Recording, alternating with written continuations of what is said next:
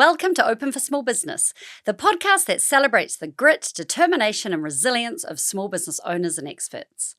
We dive into the real stories behind running a business, from the big wins to the tough lessons, with candid conversations from those who've lived it. I'm your host, Bridget Snelling, Country Manager for Xero in Aotearoa, New Zealand. We're open for small business. Kia ora, I am delighted today to have Kat Peters in the studio with me.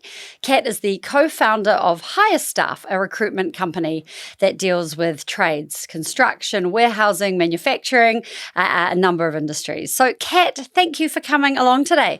So excited to talk to you. Kat and I worked together at ANZ Banker a long time ago. So I've watched Kat's journey. I've watched your journey with interest and pride, because obviously HireStaff is doing really well. But let's start at the beginning. Tell me about how HireStaff came to be, because obviously you and your husband Johnny co-founded HireStaff. Yeah, so basically Johnny and I got married in 2019, and prior to that we'd actually met at Student Job Search. So basically he was a temp, I was in marketing, one thing led to another, whatever. And then basically, he kind of got into recruitment. I obviously stayed in marketing.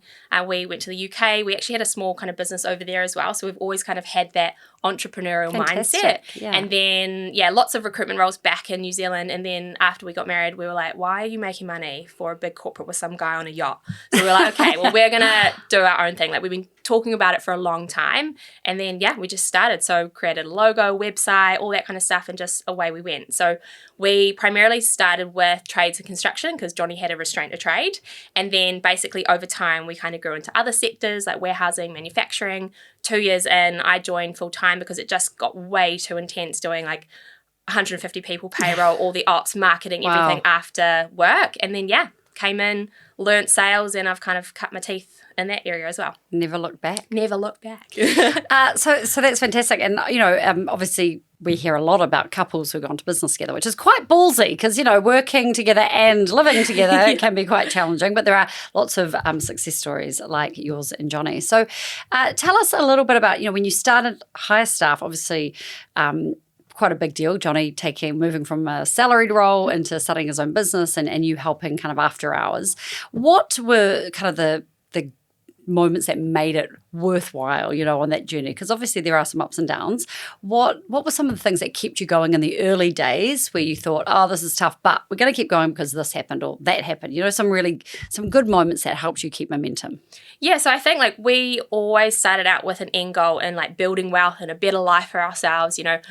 We look at our parents and we're like, shit, we don't want to end up like them. So what can we do now to actually create the life that we want? And so I think that kind of long-term vision is what keeps us going. I guess being in business is how much BS can you really put up with versus being in a job where you can kind of leave it at the door, whereas in business you can't, you're on 24/7. But I think the big things that we've achieved have been our growth. We've paid $60 million in wages over the last 6 years. Wow, that's we've phenomenal. made 10,000 placements. We've worked with thousands of businesses, so we're having an impact. And I guess the byproduct is we're making money, our clients are making money, and it's kind of a win-win for everyone. Yeah.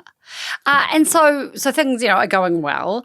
But what about the challenges? Because, it's not all smooth sailing, right? So talk to me about kind of some of the tough things that you've experienced trying to get a business off the ground. Yeah, so recruitment is a very, very saturated market. And so I think we've done a really great job of building a brand within an industry where there are hundreds of choices, and we've managed to stand out, which is really, really cool. So I think that in itself is a really big achievement. But equally, we've grown it to an 8-figure business, over 20 million in revenue every year. So we're definitely punching above our weight in an industry where there is so much choice. But, we've come on the Deloitte Fast 50 for a number of years. There has been some really, really highs, moments that we've just amazing. But then, on the flip side, there's lots of lows that we're like, oh God, that's just not cool. And so talk to me about some of the lows. Give us some examples of things you've been like, oh, that's really hard, or let's just give up. Yeah, so there's so many. I think even 2 weeks ago, there was a 24-hour period where we had a cyber attack on our business and we lost some money. We had a client decide not to pay us 50 grand and we just can't get it back because they're going into liquidation. Ugh. And we had a staff member resign after 4 days. So in a 24-hour period, God, we'd taken a lot of hits, and that would have absolutely crushed us in the beginning. But I think we've built that resilience over time. But there's a number of things bad contract advice at the beginning, which cost us a few $100,000 down the line, and we're still paying for it as well. Yeah. Lots of bad payers, lack of integrity from lots of people. There's so much stuff that you just kind of don't see, and you're a little bit naive to when you're working for someone else. Yeah, right. And I guess that's part of going out in business is kind of the freedom of being your own boss and running your own ship. But then the risk is that you are the one taking on all the risks and all the downside kind of sits with you. And so in terms of those challenges, who have you gone to for advice? Or, who are the people or the groups of people that have guided you, or, where have you gone to? Yeah, so I think early on we were really lucky. We signed up with a business coach, and we're still seeing him every quarter now, which is really cool. And so we were really aligned. He's kind of a young gun. He's built loads of businesses, sold them, and he's only like 35. So he's kind of been through a lot of the challenges that we've had. Yeah. And so having that support within our network was really, really key. We also did connect with some other business owners and kind of chat to them from time to time as well. So it's so important to have people that have been there and done that, because your friends that are in jobs, without, disrespecting them, they don't understand all the challenges. They finish at 5:30. Yep, they might take a little bit home, but they can sit on the couch and watch TV, whereas we're just like on always, all the time, 24/7. 1 a.m. we'll be like, oh shit, we've got to do that today, and we'll have a bit of a yarn on it. It's like pillow talk, but a whole new meaning. A whole different type of pillow talk. Yeah, not the kind that you want. And so how does that work? You and Johnny working together. I mean, look, I don't think I could ever work with my husband. I mean, I love him to bits, but I would want to kill him if he was trying to tell me what to do in a professional context. So how do you make that work? I think we're very clear about what we're good at and what we're not good at. So Johnny is very good at sales, and he taught me how to sell, which was amazing. So I get a massive thrill off it now. So I owe a lot to him. But I think we kind of stay in our own lanes a little bit. And so he's really good at some stuff. Like he's got all the ideas, he's good at sales, but I'm good at executing. And so we know our strengths and we kind of stick to them. Yeah, there's obviously lines that are blurred and you want to throttle them some days. But like most of the time we're actually pretty good. And I think we're very good at getting over disputes or conflict. 10 minutes later, we're just on to the next thing. You can't hold on to anything. And so since I first ever met you, you've obviously started this business and you've got 2 kids now. How do you juggle your kids and both of you being in HireStaff? Yeah, I actually reckon we have a really good balance. So we drop the kids off at 8:30. So one of us goes in early, the other one drops the kids off, and then we finish at 2:30, pick them up, and then there's time between 3 and 7, which is just kid family time. We have dinner every day at 5 o'clock on the dot. So we've got you're hungry again by 8 o'clock. Probably. We fast until the next day. That's our secret. But yeah, essentially we've got a really good routine and we kind of stick to it. And I think that's the key. Yes, we might work after 7 o'clock when they go to bed, but it kind of just is what it is. So it works. No Netflix watching in your household. It's back to work at 7 o'clock. I literally haven't watched a TV series in 6 years. You're going to be putting everyone off getting into business listening to this podcast. No, but it's great, right? It is great. There are so many benefits, but yeah, there's downsides as well. But it's work hard and then play hard later. So HireStaff now. So you've grown. So you just mentioned before 8 digits, over 20 million in revenue. I mean, those are some pretty impressive numbers. So how many staff have you got now? How's HireStaff going? Yeah, so we're 8-figure business. So we obviously started with just Johnny and I. We actually operate a really lean team. So we've got 15 of us at the moment, and only 2 of those people are non-billing or non-sales people. The rest of us make money. So I think one of the key differences between us and other agencies is we're super, super lean at the top, and most of our staff make us money. And I think that's why we do so well. So they all have a quota and... Yeah, so everyone's billing. Everyone's trying to place candidates into work. So, lots of teams have, 5 marketing people or 3, accounts people, whereas we've got 1 operations manager, we've got 1 payroll person, and then anything else like legal, HR, we outsource when we need it. Because you don't really need someone full-time. We do all the hiring. And then the rest of the team are on the phones putting people into work. Fantastic. And how have you grown HireStaff? You're obviously a marketer by trade, but how has the business grown? Has it been word of mouth? Have you disrupted the industry? So what's kind of the secret sauce, do you think, behind HireStaff's success? Yeah, I think there's probably a couple of things. Brand is obviously really important in this game. That marketing, you've got to be top of mind. And I think we have done things a lot differently. traditional recruitment agencies would go to career expos and do all the kind of, I don't know, boring stuff. Whereas like we're really strong in digital. Like we've always been good in that space. So our share of voice has been really high. So branding, yep, really great. Second is we don't hire from the industry. So we have a really clear recruitment strategy, which basically says don't touch anyone from another agency. So well, that's fascinating. Talk to me about that. Yeah. So like we hire based on attitude. We don't care what background you've had. Like if you've got the gift of the gab, you can talk to anyone, you've got a good attitude and you're driven, then we can make you into an absolute beast of a recruiter. So we've had ex-flight attendants that have done really well. We've had labourers that have just been shoveling dirt on site. We've had ex-electricians, roofers. Like they come from all these different places, whereas I think most agencies will go, yeah, you must have 5 years recruitment experience and that's what we're looking for. But that's not us. And I think that's fascinating, right? That's really interesting and very novel. Not just for recruitment, but actually as a recruitment strategy in general, to look for the type of person and the skills rather than the experience in industry. And so, have you got any people who are from a recruitment background? Only Johnny. Only Johnny. Yeah. So everyone else. And so, how have you kind of tapped into those people and convinced them to get into recruitment? The benefits. Like, so this is a really lucrative game for people that are hungry and driven. We're a very KPI-based business. And so people are earning the kinds of money that you'd have to be in market for like 20, 30 years to earn. So our top biller took home $400K in 1 year. So like that kind of money you just don't get in other industries in a salary role. And so we dangle the carrot and then they come after it. That's great. Yeah, this is fascinating. And so how are you finding, I can see why HireStaff is standing out and disrupting the industry a little bit. And have you noticed with that approach that any other recruitment companies are kind of taking note or starting to do things differently? Like, are you disrupting the industry? Or do you think there's still quite a lag? No, I think some agencies have cottoned on, but I think for us it's like the perfect storm. So yeah, we do that really well. So we've got a really different recruitment strategy. We've got a really good retention strategy where we have a whole bunch of different rewards and stuff, recognition that we give them over and above their base and commission. Like these people are driven by numbers. And so if you dangle a ski trip or new RM Williams boots or whatever in front of them, they're going to go after it. And so it's the kind of whole package. And then we've got our brand. There's a few different things that I think we've focused on that we've done well that has kind of created this perfect storm, so to speak. Yeah, I mean, it sounds really great. And what about the culture? So with that kind of forward thinking and ingenuity and approach, what kind of culture does that foster? Like obviously, benefits to stay and retain staff. What's your culture like?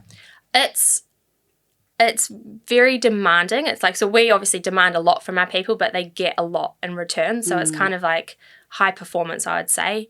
You only get out what you put in, and people know that. There's a lot of people that come in and just can't cut it. You either love recruitment and you love HireStaff, or you absolutely hate it.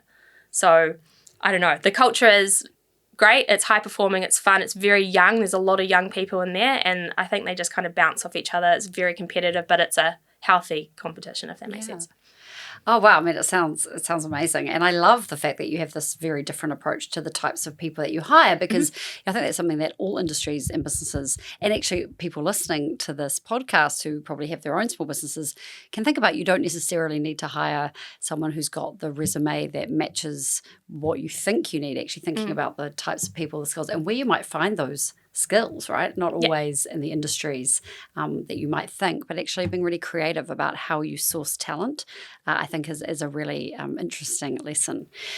So we at Xero, we talk a lot about businesses, especially in New Zealand. We're not that good at celebrating our successes. And I think maybe it's part of our pragmatic culture. Maybe it's a little bit tall poppy, but we don't really sing from the rooftops when things go well for us. We often focus on the negatives in business, especially we focus on what's not going well versus the wins that we are having along the way. So how do you at HireStaff, how do you celebrate your wins? What, do you have rituals? Do you celebrate them? Do you stop and think, hey, this is going really well? Like, how do you navigate that? Yeah, so I mean, we we're always talking about our numbers. I think that's another probably key difference is we're super transparent with our team. So every week on a Thursday, we do what's called margin day. And so we tell everyone how they performed in the previous week. So that's how much money did you bill, how many candidates did you place, what your average margin is, how many sales calls did you do. So it's kind of like everyone gets up and writes their numbers on the board. And so this is like everyone knows everyone else's numbers. It's everyone. It's very, very transparent. And I guess it's designed to celebrate, but equally to motivate as well. So we've got like a scoreboard in our office that's on a screen so you can see where everyone's sitting. And so the aim of the game is to get top of the leaderboard, then you get to spin to win $1,000 every period. So we've got that, but then, if you do a PB, you get a $100 Prezi card. If you get a perm, you get different things. So there's like different rewards and stuff that we give our team to celebrate good achievements. And then every week we call out like 5 highlights from the team of what they've done. And then obviously we've got lowlights as well. Normally it's like compliance because these people aren't very good with admin. But everything else, like we kind of shout at the rooftops. And then from a business point of view, we enter awards and we try to get kind of industry recognition to, I guess, give ourselves a pat on the back. Yeah, well, which is really important, right? Because you put in all the hard yards and then actually taking a moment to go, we should try and tell other people what we're doing here and inspire other businesses as well. So talk to us about the awards. So you mentioned Deloitte Fast 50? Yeah, so we first entered when we could. So you've got to be in business for 3 years in order to enter. And so we've been in the Fast 50 for 3 years in a row now. So the highlight probably was coming second in 2023. And we only got beaten by $1 billion NFT company. So that's all right.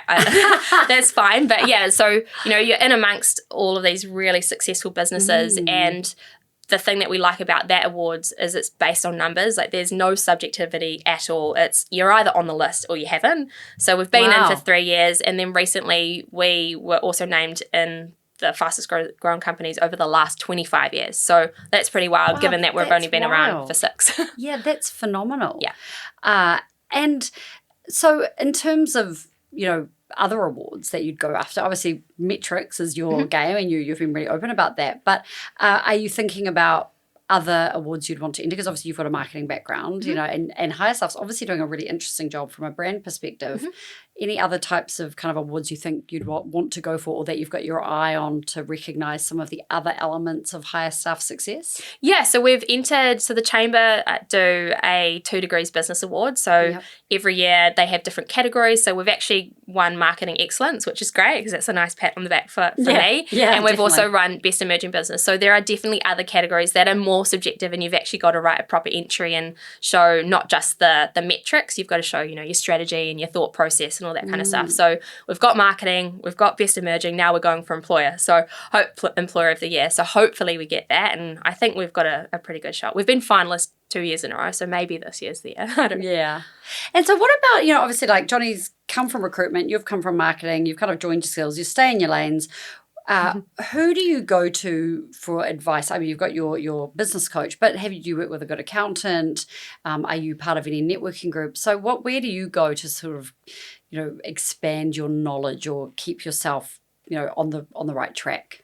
Yeah, so we actually listen to a lot of business-related podcasts during business hours. So there's a couple of like American business owners that have like exited businesses for like 300 million. So we kind of look to them. They're a lot of inspiration.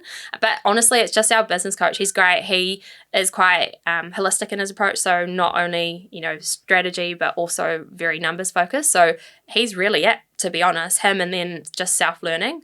Is a lot of it. But yeah, I mean, we've got an accountant, but I don't think they do that good a job. If you know anyone, let me know. I think, when it comes to finding a good advisor, and you've got your business coach, but it's important, right, to have a really good rapport with your accountant or your business coach, whoever. It comes down to relationships and trust. And there's, like in every industry, there's the full gambit. Some just focus on compliance, some do better advisory. So it's about finding the person or people that work best for you. And so what's, kind of what next are you thinking for HireStaff? So, you're doing really well, you're on this great trajectory, but is the idea to move into different industries, to double down on the sectors that you're already serving? What are you thinking for the future? Yeah, so I think there's a couple of things. I think the first is definitely like double downing on like what we're good at. I guess, again, we're quite different in that we're not going to scale just for scale's sake. A lot of our competition are in all the smaller regions, but we know that when you scale, you dilute your profit. And so we're very clear on what we are going to do and what we're not. So definitely doubling down in Auckland. We're also in Wellington and the Waikato, so we'll probably like get a few more heads there once the market kind of opens up. But we operate really lean. We're probably a little bit cautious in terms of growth, but we know that that's the best way in terms of maintaining your profit. So that's number one. The second is creating tools in the background that make our team's job easier. So we've already got some really good tools that are bringing in really warm leads at the minute, and we're using a lot of AI in the background. So yeah, we're trying to do a few things to kind of work smarter, which is really cool. And there's so many things out there. So we've got a couple of developers that are working with us on some tech in the background to basically, bring in more business. So that's really exciting. Is that sort of bespoke tech for you? That's bespoke tech. Proprietary tech. Love it. Who knows what might come out of that? Well, you never know, right? Like imagine if you create a tool and then that's the second business. So I think like HireStaff's obviously our focus now, but we would love to kind of do something else alongside it that maybe that's something really different. Exciting. And so the industries that you serve. So talk to me about the industries currently. You've got construction, manufacturing. What were the other ones? Yeah, so we've got trades and construction. So that's like your residential, commercial builders or electricians. And then we've got warehousing, manufacturing and logistics. So those are kind of our core. If you think of it like blue collar versus white collar, we're definitely blue. So it's like your truck drivers, your forklift operators, pick packers, electricians, carpenters, scaffies, all that kind of stuff. So anything like hands-on physical, those are the industries that we focus on. This is such a naive question, so forgive my naivety. But, I never would have thought that you really needed a recruitment company necessarily for those positions, because I don't know, my sense is that there's lots of people who would just apply for jobs. So talk to me about that. Like, obviously, it's not what I thought. Yeah, so I think businesses use us in a number of different ways or reasons. So particularly in construction, if they've got a push on a job for 6-8 weeks and they've got a deadline, they'll come to an agency to temporarily increase their workforce. So they might be like, hey, Kat, I need a chippy for 8 weeks. All right, sweet, I've got someone. And then they can let them go at the end of it because there's a finite date. So it gives them flexibility within their workforce. The second is a lot of small businesses don't really have the capability or time to go through hundreds of CVs. Yes, so we're recruiting all of the time. So we've got candidates that are coming across our desk that are ready to work. So we can save people time. So there's so many reasons why. And then to be honest, like 90% of all applicants are crap. Like they can't even pick up the phone. They don't turn up to an interview. So we kind of weed out all of those people and then just provide a short list of 3 to 4 candidates that actually want to do the job. Yeah, wow. Gosh, I mean, yes, you've painted that picture so well. It does sound like of all the industries, actually, they're the ones that probably need the professional support more than any others when you put it that way. And then, so construction. We know from our Xero Small Business Insights data that construction has been a sector that's been impacted over the last few years by tough macroeconomic conditions. Probably one of the sectors most impacted, actually. And our most recent data, which is for the June quarter, showed that construction was the sector that had fallen the most in terms of sales year on year. So you're recruiting for that sector. Have you experienced that in your line of work as well, that demand for talent has gone down consequently because the macroeconomic conditions have been tough for construction, or what have you seen? Yeah, 100%. So I think when we first started, we definitely had a skew towards construction. So I would say probably like a 70-30 split of like trades and construction versus warehousing. It is now totally flipped the other way. So now warehousing is definitely like the heart of our business, whereas it never used to. And I think there's a few other things, like when you're talking to construction companies, they are literally just having to get to the bottom price to keep their guys busy. Even like our neighbour is redoing his house with all of his team because they don't have jobs. So they're like, well, we might as well redo my house, keep the boys busy so we don't lose the talent. So I think there's a lot of that happening, like outpricing or like just going to the bottom and then just trying to keep their teams busy with any old work. So definitely it's like an industry that's been hit massively. Yeah. So is it a good time to build a house then? Is there, do you think? I reckon you could probably get a few good deals for sure. Yeah, I mean, it's tough, isn't it, for construction? But I think we're seeing some green shoots generally in the economy. So hopefully that translates into, and the OCR going down and hopefully it means people are going to be able to service mortgages better and have more confidence in borrowing. So hopefully that starts to translate into some more positivity over time. And so for someone else wanting to start out in business or maybe in a similar industry, maybe completely different, what's your advice? I mean, you and Johnny, I get the sense that you would talk about this a lot. Yeah. The things that go well, but also the challenges. So what's some advice you would give to someone listening to this podcast about either getting into business or when you're in business, things to think about and what to do? Yeah, definitely. And I think you kind of touched on it earlier around like getting a really good support network. I think you need those advisors to lean on in the early days, and you need to get good advice up front. And sometimes you're going to have to pay for it. We pay $1,500 an hour for our business coach, and that's a lot of money, but we do it because we know that it's worth it. And so get good advice at the start. For example, like we went to a big corporate company for our contracts, but there was a miss in them and we didn't really pick it up for a few years, and now it's cost us a lot. So invest up front in a few key areas. Like contracts are so important, and then getting a good support network. And then I think the other thing is around just like you've got to try have some balance, and the only way that we get balance is with structure. So we have a quarterly holiday booked, we have like no phones between certain hours, like we put them in a drawer, and like we're very, very routine. So the whole company? No, at home. Oh, like at just home, to get balance, right? And so I think like the more structure you can build in, the better. And one of the things that probably happened out of COVID, which was a blessing in disguise, was like we had to digitalize all of our processes away from kind of manual paperwork, all that kind of stuff. And that basically allowed us to scale really quick. So I would invest in systems and processes up front as well.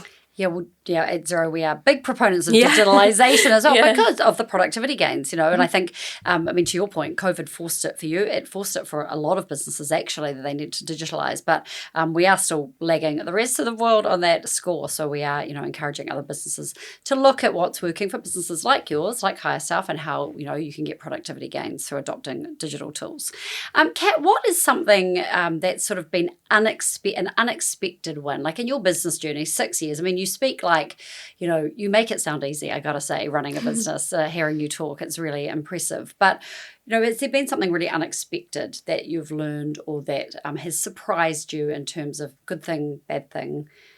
Yeah, I think so. And it's probably not what you expect. So I think when you come from like a corporate environment, I reckon you're quite naive to what the world is actually really like. I think one of the things that has really hit us is like the lack of integrity that a lot of people have. And it kind of highlights the importance for our business, why maybe we get the respect and loyalty from our team is because we operate with such high integrity and transparency. So, for example, like we have people that will take staff of us with no intent of ever paying. We're just like, how can you do that to someone? Really? Yeah.